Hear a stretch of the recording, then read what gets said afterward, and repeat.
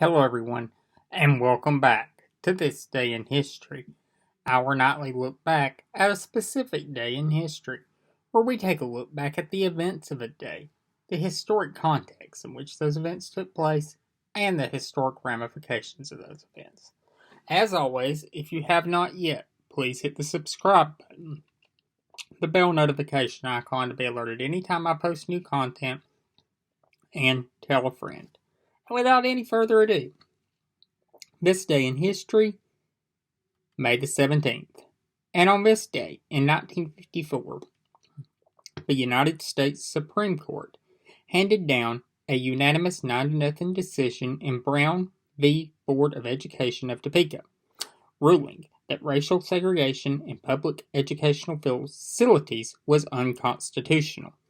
The historic decision, which brought an end to federal tolerance of racial segregation, specifically dealt with Linda Brown, a young African American girl who had been denied admission to her local elementary school in Topeka because of the color of her skin.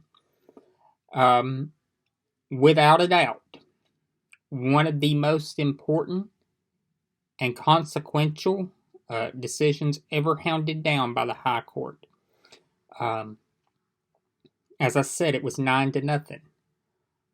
The decision was authored by a single jurist, the Chief, Earl Warren, joined by all 8 associate justices.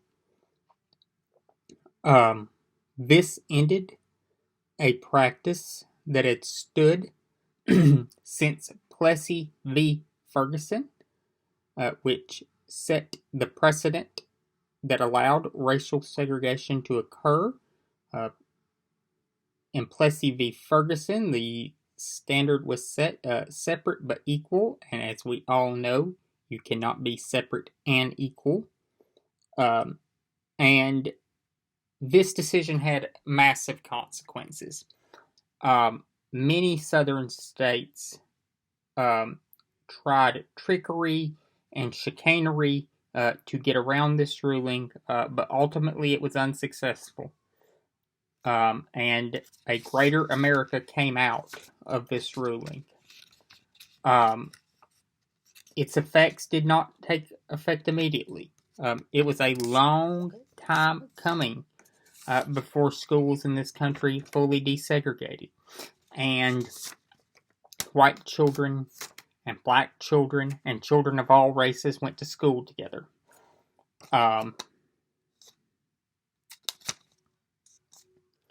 But it set the wheels in motion. And a little over 10 years to the day after this ruling was handed down, Lyndon Johnson, who was then a senator from Texas as president, would sign the Civil Rights Act of 1964.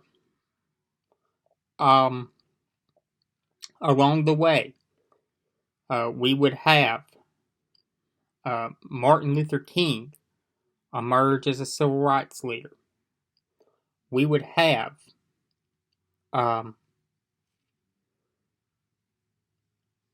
the March to Washington led by Dr. King.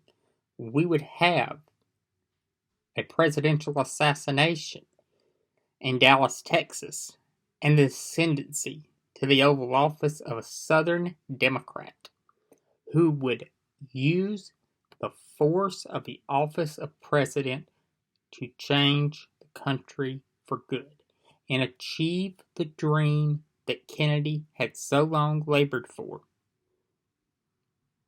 of a more just America for all its citizens. But this decision set the ball in motion and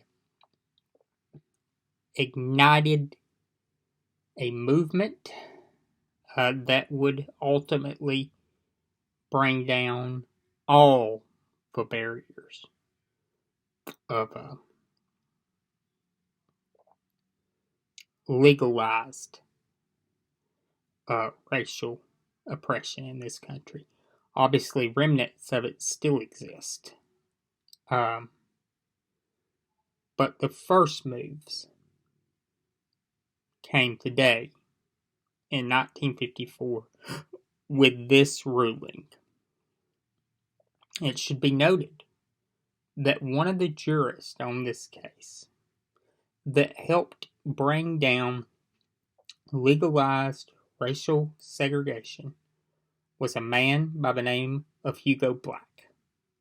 Hugo Black was a former senator from the state of Alabama. And it is widely reported that Mr. Black had joined the Klan in his young political career in Alabama. But Black joined the decision in Brown v. Board and helped bring about a more just America. Not excusing Black's earlier actions, but I believe that is a man coming full circle and is to be applauded. We cannot always criticize people and not acknowledge change. We must acknowledge when people change for the better and see the error of their ways.